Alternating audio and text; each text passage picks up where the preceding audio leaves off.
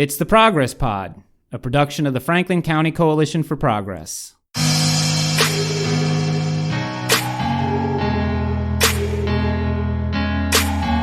Pete Mazzoni with Jeremy Cate. The Franklin County Coalition for Progress is partnering with the Coyle Free Library in Chambersburg during Women's History Month and coordinating a program on the topic of gender equality. The coalition is partnering with Dr. Amy Diehl, an administrator at Chambersburg University, who has conducted qualitative research on the gender-based barriers that women in leadership positions face in the workplace. Dr. Diehl will present on March 18th and 25th with an introduction to gender barriers women face in the workplace and strategies to address those barriers. On today's show, we're going to speak with Dr. Diehl about her research on this topic, Making the Invisible Visible, a cross-sector analysis of gender-based leadership barriers. Thanks for being with us today. Thank you so much for having me. I'm excited to talk about this topic. As we were just discussing before we went live, not everyone believes that this is truly an issue. Mm-hmm. So I guess my first question is starting out, what got you interested in this area of study? Well, thank you for asking that question. So I actually work at a university, and I have been at that university for quite a long time. I was a computer science major when I was in college, and I was hired shortly thereafter into an entry-level IT position. So working in IT, you may be aware that IT is a male-dominated field. And for many years, working in that field, I felt that I did well, and I certainly was well respected amongst my peers, and I actually moved up within the organization. But the more I moved up, the more I started to run into barriers for things, I wouldn't even have called them barriers at that point, that I didn't really understand what was going on. And I'll give you an example. I had spent many years watching the male leaders around me and watching how they led the team members. And so I would watch them, and one thing sticks out really prevalent in my mind. I would watch my former male boss. I would watch him in meetings in which we didn't have consensus about the topic at hand. And so we would discuss the issue for the length of the meeting, and the group just wouldn't have consensus. At the end of the meeting, he would say, okay, I'm making a decision, and we're going to go in this direction. And the team respected him and his decision. Well, fast forward, whenever I became responsible for leading the team, I tried to lead in exactly the same way. And what I found was that I had lost points with my staff because I had been authoritative and had not ensured that everybody was on the same page with the decision. So whereas my boss had gained points and earned respect by communicating in an authoritative manner, I had lost points. And so that's when I started to think, started to question what's going on here. About the same time, I entered a PhD program in leadership and administration, and I used that program as an opportunity to really delve deep into this subject. And I started right away in that program. Anytime we'd have an assignment, I chose the topic of gender barriers for women in leadership. Mm-hmm. And I started my research at that time. It took 3 years of study, and then I started my dissertation. And for my dissertation, I looked at women leaders in higher education and how they made meaning of adversity. And I asked them questions that were specific to personal adversity and professional adversity. And I was able to take that data and look at what barriers, because I'd ask questions, like what barriers are they really running into, during their So now we're getting into the study itself. Yeah. Before we do that, I want to talk about the title, Making the Invisible Visible. I feel like you're making a point there regarding, and your study mentions how these type of things don't happen blatantly anymore. Right, that's right. And so the title speaks to that directly. Right. So a lot of the overt discrimination has already been legislated against. So instead of the discrimination being overt, what we found is it has really just gone underground, and it's become subtle, unconscious, and invisible if you don't have names for it, if you don't know what you're looking for. Right. And I do want to emphasize that a lot of this behavior, it is very unconscious to the person that is, exhibiting it. It's a result of the environments which we were raised in, which society has been, which our society is, in that our organizations have been formed by men for their needs. And what has happened is that organizations, they have practices that appear to be neutral.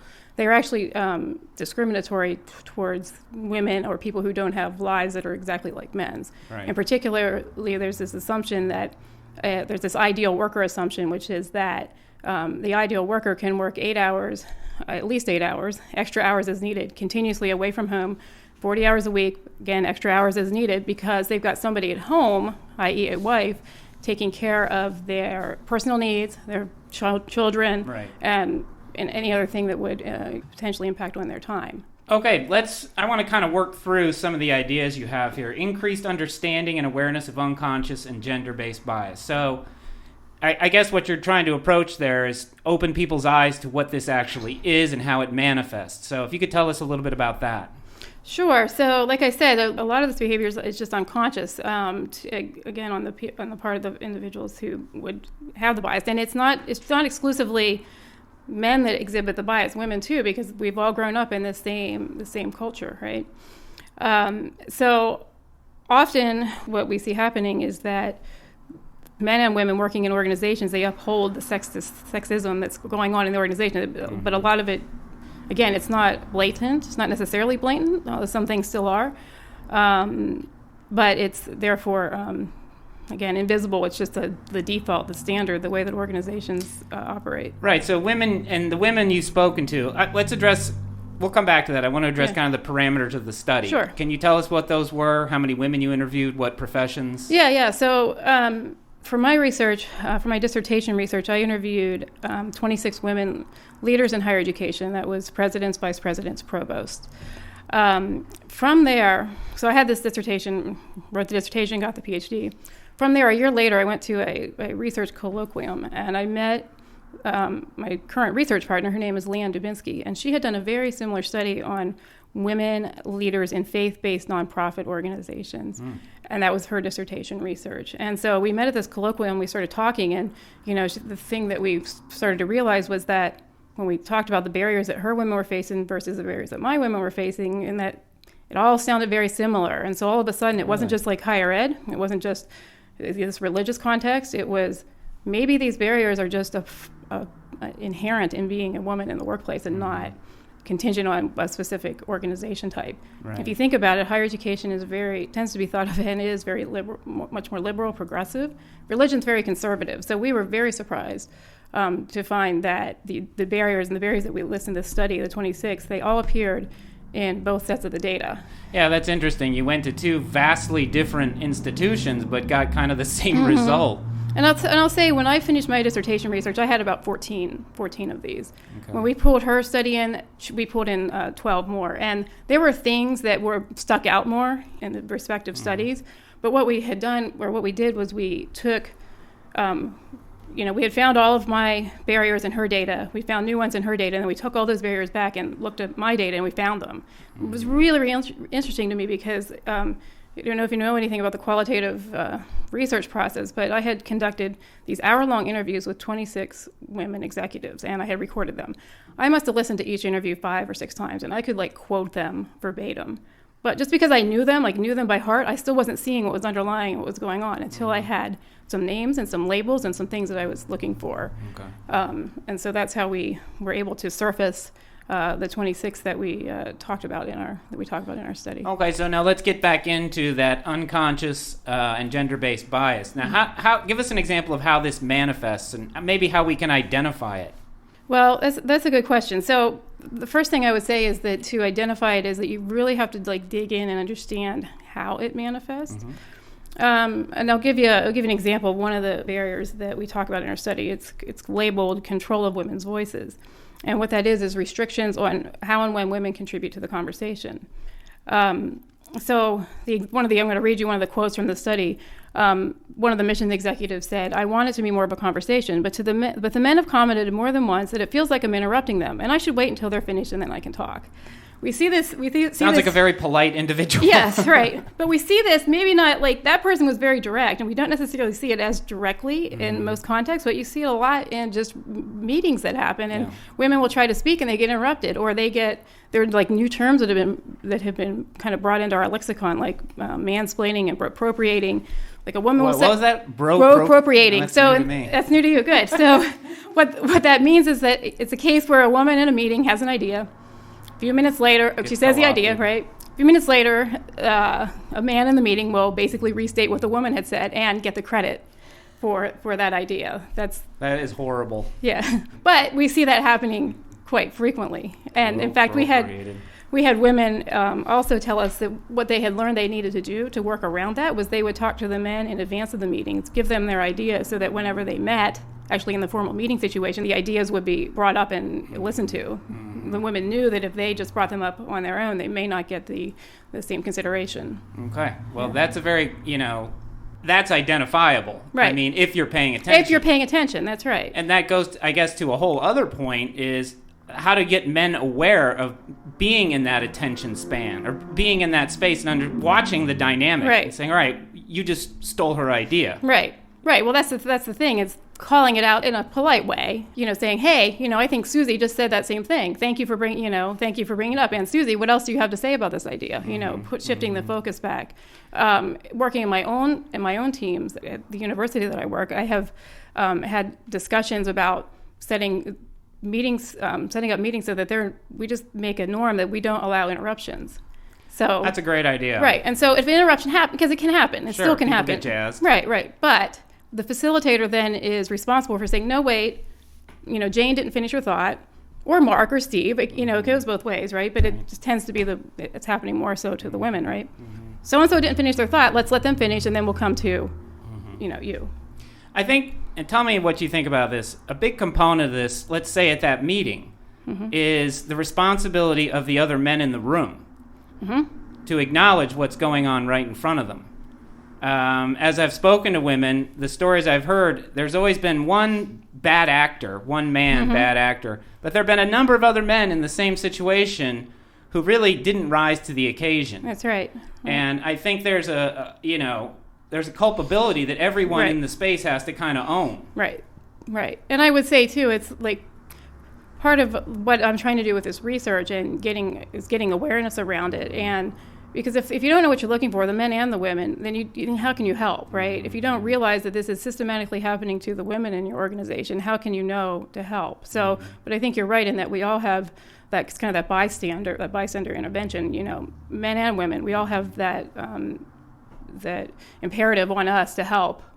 All right, let's get into, let's start, I guess, unless you have a different place you want to start, with the macro barriers you describe in your paper, if you want to discuss those. Yeah, so the macro barriers, so we lay out the barriers at three levels, macro, meso, and individual. Macro and meso are terms from sociology.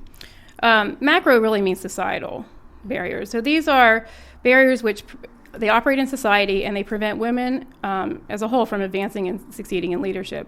They make it challenging for women leaders to contribute their leadership expertise and for both men and women to take leaders seriously. So I talked about one, that was that control of women's voices. That doesn't just happen in like the workplace, it happens more broadly out in society, right? Another one is that we surfaced was cultural constraints on women's choices. So these are societal constraints on women's educational and career choices. When my mother went to school in the early 70s, late 60s, early 70s, she had a couple choices for what she could major in. Teacher, nurse? Yes, exactly. Right. So she chose teaching. She taught for 1 year, didn't like it, and left the workforce at that time. She later went back and had a very long career, but she didn't have another choice, right?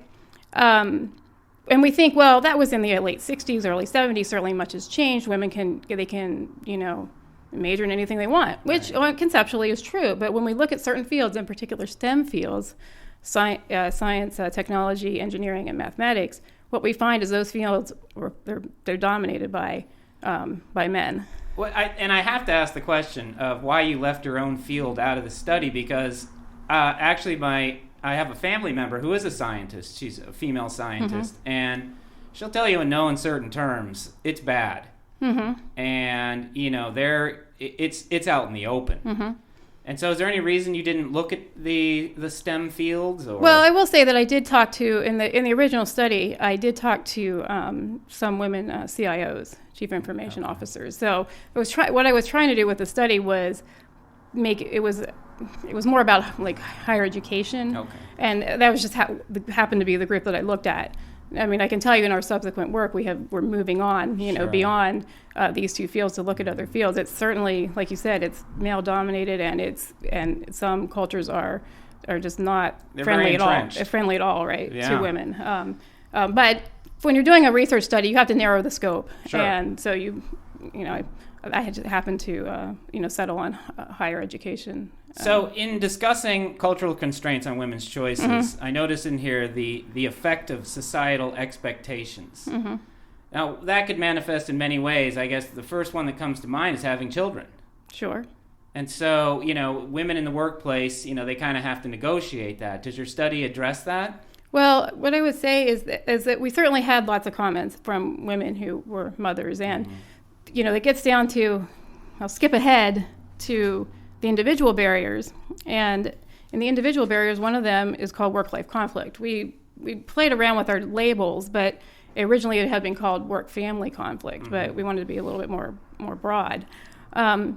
The thing about the individual level barriers is that although they affect women on an individual level, they actually are the outcome of the societal constraints.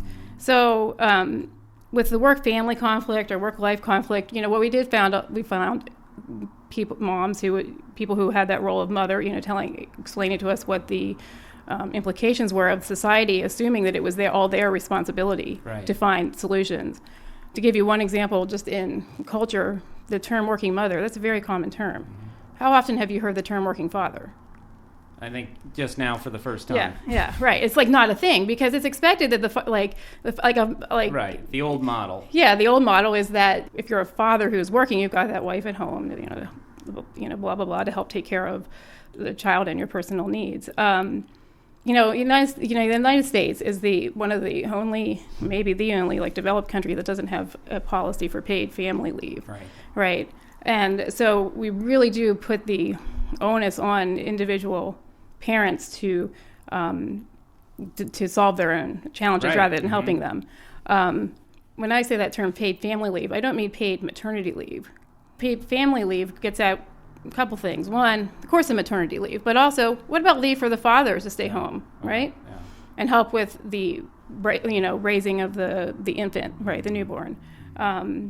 At the same time with the mother or, at a different time. And what about also people that have other caretaking responsibilities, like people that have to take care of their elderly parents, for example? There's just no space for any of that within the United States workforce. Or what, I shouldn't say there's no space. Some organizations certainly do, more progressive organizations make space, but within the society, there's nothing that imperative. And I think the concept of paid family leave, I've never heard anyone who worked for anyone where that was available. Right, that's true. And there's even organizations that don't even make the maternity leave, available. I mean, we do have the FMLA leave where, that the policy which states that, if you've got this type of leave to take, where you need to take care of, family and newborn or whatever, you can take time off to do that. You can retain your job, but there's nothing that compels organizations to pay for that leave. Which makes it useless. Which makes it very, very challenging. Right. Yep. Moving on, one of the bigger ones to talk about is gender stereotypes. Oh, that's a huge one. There's a lot of. And there's also that goes also. I'll put two together: gender stereotypes and leadership perceptions. The stereotypes.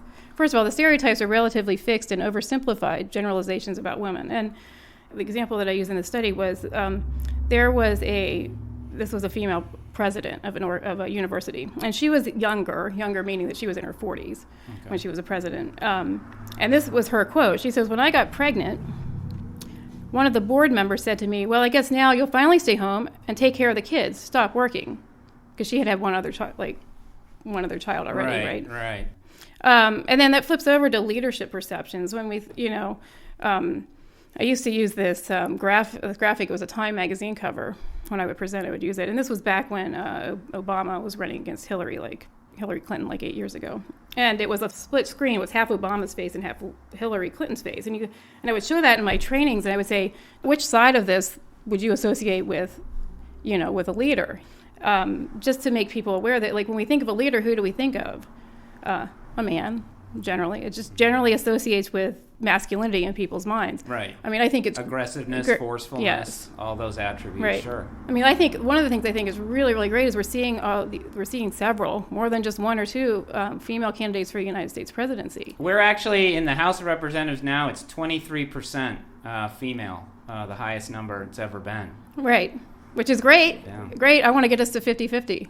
I mean, I want us to be at 50-50. Be representative of the society as a whole. Exactly. When we're representative of society, then we can, when you look at images of who is a leader, who are in these positions, it can be someone who is what I would say that society would say is a young woman. You think of Alexandra Ocasio-Cortez, right? She's 29. We just call her AOC. AOC, that's good. That's what I call her too.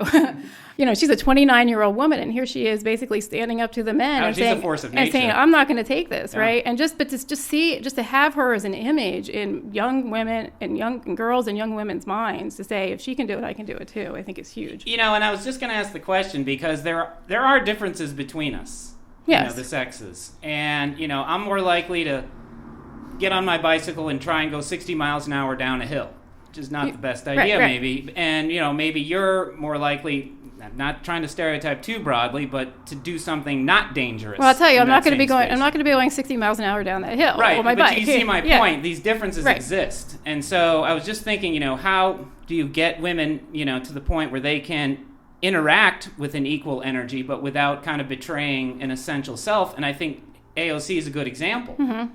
Where she's forceful, she gets her point across, but she doesn't seem to be betraying any essential nature. That's right. Yeah, and I would say, if you have a man that would take a risk and a woman that wouldn't, well, that's where you have the diversity of perspectives within a team, and so that you want to get all those ideas out there equally to be able to say, okay, this is why I would take the risk, this is why I wouldn't take the risk, and so that you can have that diverse discussion with diverse members to bring all ideas to the table, rather than just the men saying, I'm going 60 miles an hour down that hill, and I think that's the right approach, and all the other men saying, yep, I agree. And pretty soon you're crashed into the tree alongside the road or something, I don't know. And I noticed in the Equal Pay Act wording, and I'll come around to a point here, just stick with me, is that in the Equal Pay Act of 1963, they make a point in the law that says this discrimination prevents the maximum utilization of the available labor resources.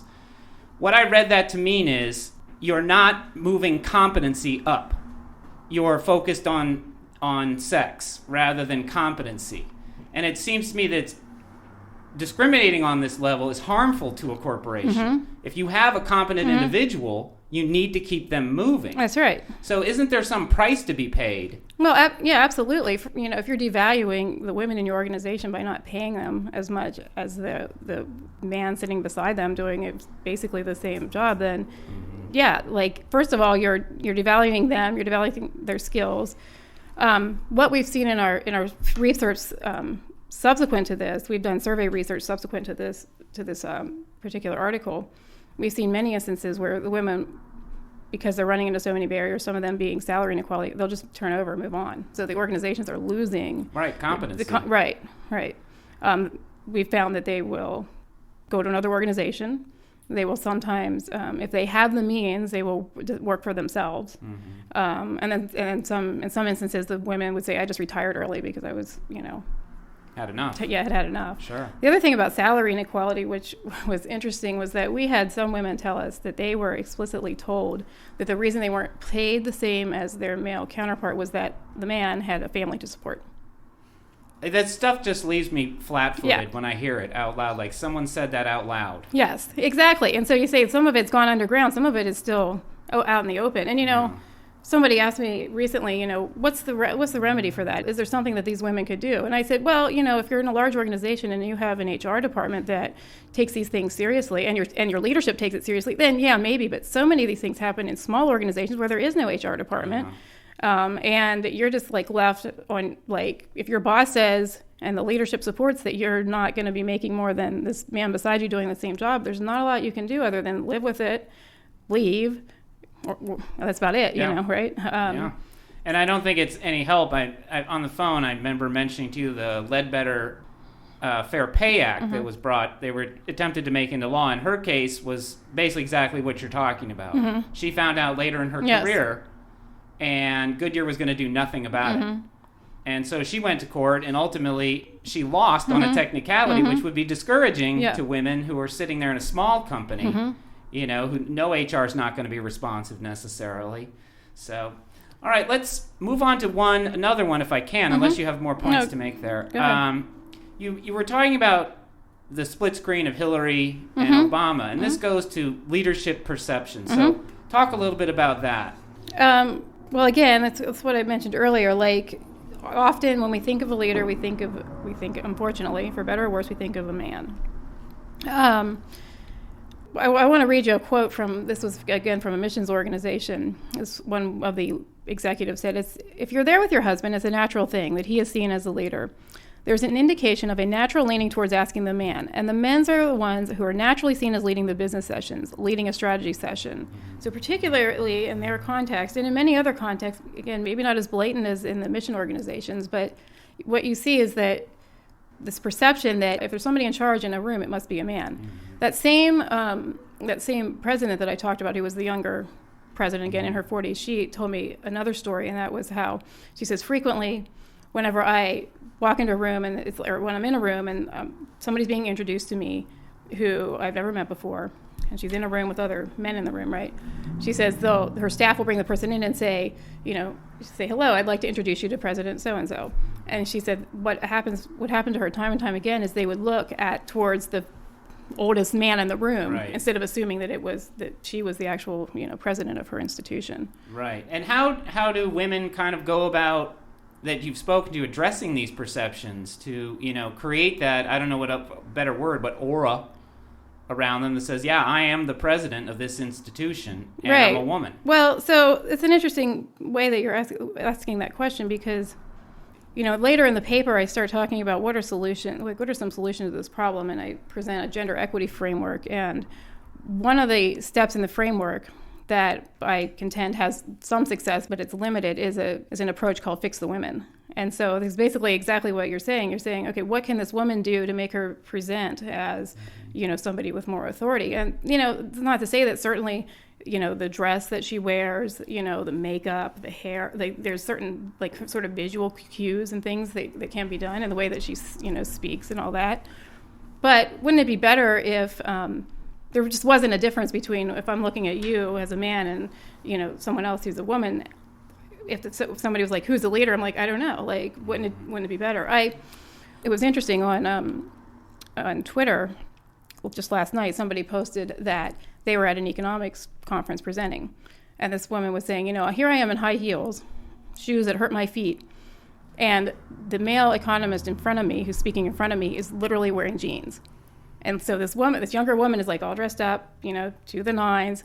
This male economist is wearing jeans. Now, I'm sure nobody told her, you must dress like this. But she knows if she doesn't dress like that, she's not going to be taken, as a young woman, she's not going to be taken as seriously from the stage as this man that can just go up there in jeans and, present ideas and have them be, respected. That goes to another point you make, scrutiny. Yes.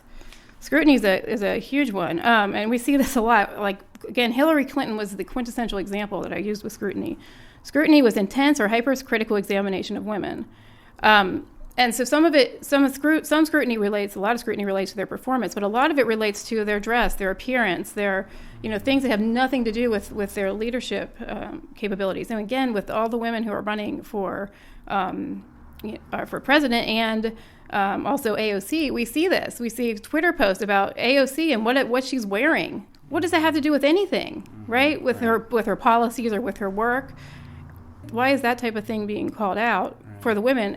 And it's not something that it seems to concern. Now, who does more of that scrutiny?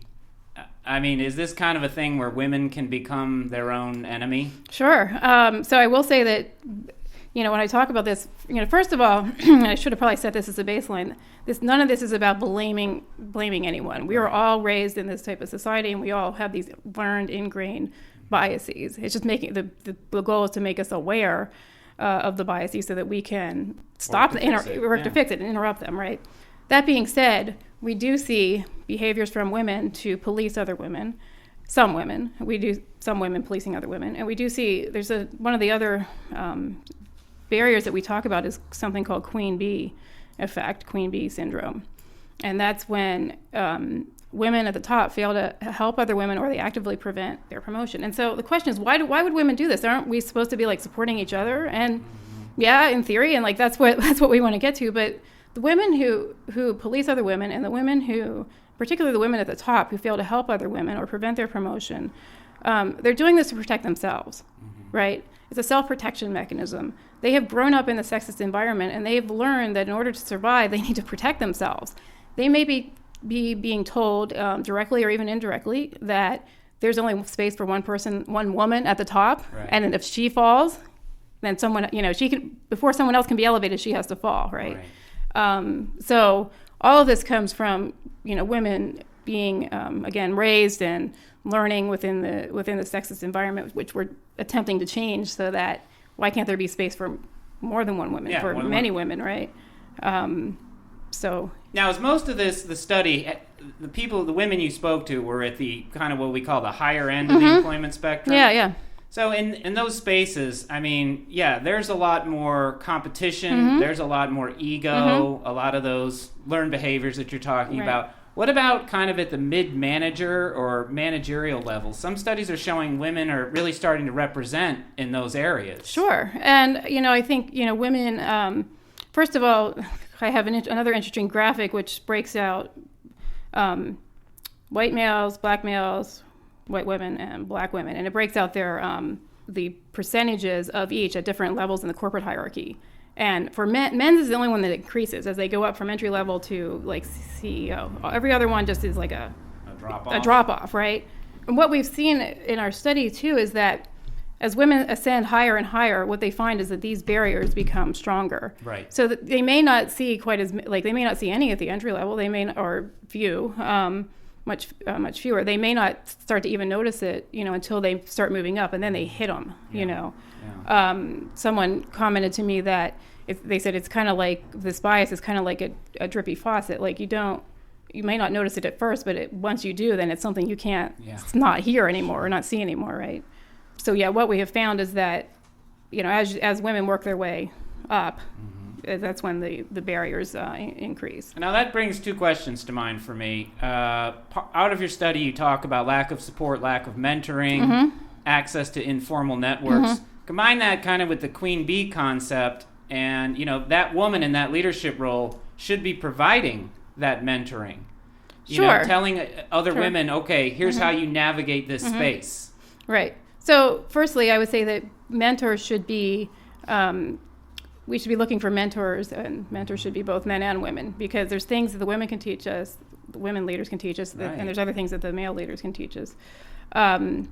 Again, it's all about getting awareness out there about the larger problem. If you're in self-survival mode and you're trying to protect yourself, of course you're going to do what you need to do, what you feel that you need to do to protect yourself. But the more that we can put awareness around this problem to the higher level women, the upper level men, the more I think that those things will start to change. And the more that the men, in particular the men, one of the barriers is called male gatekeeping. And definition for it is it's controlling which women have access to leadership positions and the boundaries of their leadership. So what we'll see is that there'll be cases where you have basically the token woman leader on the organizational team, and the men are like, okay, good, I'm done. Or maybe they have two even.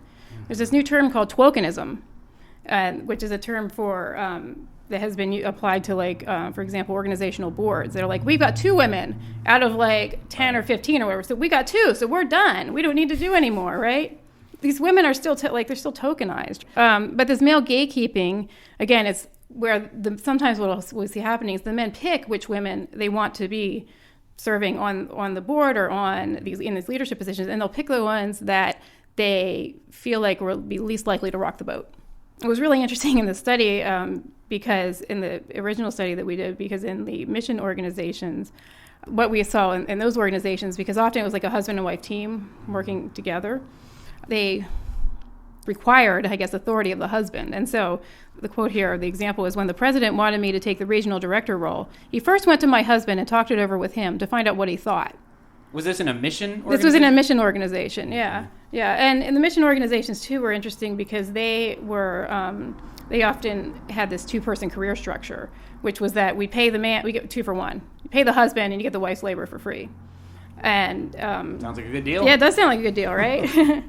And so we really saw the male gatekeeping very strong, much more even blatant, I would say, in the mission organizations. I don't know that want to sound too discriminatory, but in religious organizations, I'm not entirely surprised by that. No, right. And I mean, some of these findings aren't necessarily surprising, but the fact that we found them and, documented them and in the research is what's important. Because I tell you, when I go and I talk about this research, and particularly people that don't work in missions organizations, they don't work in the religious organizations, and I tell them about this example of where the president went to the woman's husband, they're just like flabbergasted, because it's kind of amazing. Like that wouldn't necessarily happen. That's not going to happen in a. It would be considered hopefully unprofessional. Yeah, exactly. In any other setting. Right.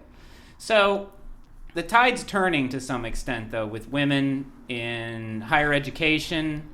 I'm just looking kind of at a positive point here. I know, and personally in my life, I know several women who are breadwinners. And the marriages are going great. Right. So there is a trend here of women showing up in the workforce. What are your thoughts on that and change happening right now? Well, I would agree with you that society is changing, and it's step by step, bit by bit. Right. We're not at full equality. If we were at full equality, then we probably wouldn't be having this conversation. But also, we would see things like for example, across the board, if you look at all institutions in the United States, and the most recent percentages that I have of women serving in that top position are like 18%. So like less than 20%, of CEOs or women presidents, or if you average out all the institutions, 20%. Like we're still have that huge gap of 30%, and so. Again, what we see is that the women, yes, they're in the workforce, and yes, they're working their way up. But I tell you, a lot of times they're getting stuck. Right. And they can only go to a certain point, or they decide they don't want to go further. One of the things that we found was something we called a psychological class ceiling, which we also label as self-limited aspirations. And what that is it can either be manifest in two ways. One, it's an unwillingness to appear assertive or undervaluing their abilities. But it also happens when women just decide, I just don't want to deal with this. Like, I don't want to move up. I don't want to keep moving up, because I see the male leaders and I see the women leaders that are there. These women leaders have way more scrutiny, way more. They're working twice as hard to do the same job, right? It's just all kinds of grief, for lack of a better word, that the women leaders have that the men don't. And so they decide, I just don't want to do it. I'm just going to stay where I'm at in my middle role and not have it to be a constant battle when I'm at work. So when you do your presentation, what feedback do you get from young women? The feedback I get, first of all, from women generally, is it's like you said earlier, everybody has a Me Too story. It really, really resonates. Most frequently I'm doing with people who are sort of at the middle to higher level.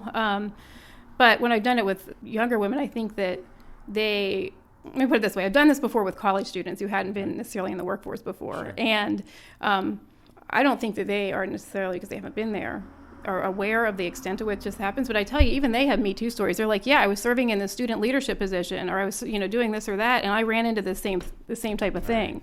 So it really is across the board. It's just the more that you move up, the more that you start running into hitting them, the barriers, and they become stronger. Okay. But it's like you said, everybody has this, most women that I've talked to have a Me Too story. Yeah. Informally, we were talking earlier, and every woman I spoke to had a story about gender discrimination. Right. And most of the people didn't do anything about it. That's right. They kind of just made a calculation. It's not worth it. I'm moving on. Right. Which, unfortunately, perpetuates the cycle. Right. Any final thoughts for us as we wrap up? No, I would just say that, there are things that organizations can do. I mean, the thing is that we don't want to put this problem just on the women to fix themselves. It's very victim blaming. But I'll tell you that the thing that the organizations can do that's the most critical is it's kind of two-faceted. One is changing policy, but also changing culture. I mentioned paid family leave, for example. It's not enough just to put in a paid family leave policy. The culture, the organization, the organizational leaders have to actively encourage everyone to take it and let the men know and the women know that they're not going to be discriminated against or disadvantaged because they took that 6 weeks off or 8 weeks, whatever the leave is. So the imperative, I really just want to say the imperative shouldn't be on the women to fix themselves. The imperative should be on the organizational leaders to fix their organizational culture. I think the imperative is also largely on men to acknowledge these behaviors and in the moment do what you can to correct and That's right. Make it right. I think we're all involved in getting where we want to be. That's right. That's huge. Yep. All right, well, thank you so much for your time today. It's been an enlightening conversation. Jeremy, if you could give us the details one more time. Yeah, I'll just remind everyone that they can see Dr. Diehl at the Coyle Free Library. She'll be speaking in the conservatory there on March 18th. That's a Monday at 6 p.m. And that first session will be an introduction to barriers women face in leadership roles. And the second session will be March 25th at 6 p.m., same place, and exploring strategies to address the barriers in the workplace. So we'll look forward to that, and you can find, what's that? You also have a personal website, don't you? Yes, I do. My website is amy-diehl, that's D as in David, IEHL.com. And I'm on Twitter. It's at Amy Diehl, AMYDIEHL. Great. All right. You can find the Progress Pod on Twitter at the Progress Pod, and send us an email if you'd like to progresspod@gmail.com, and find us online at progresspod.org. Thanks.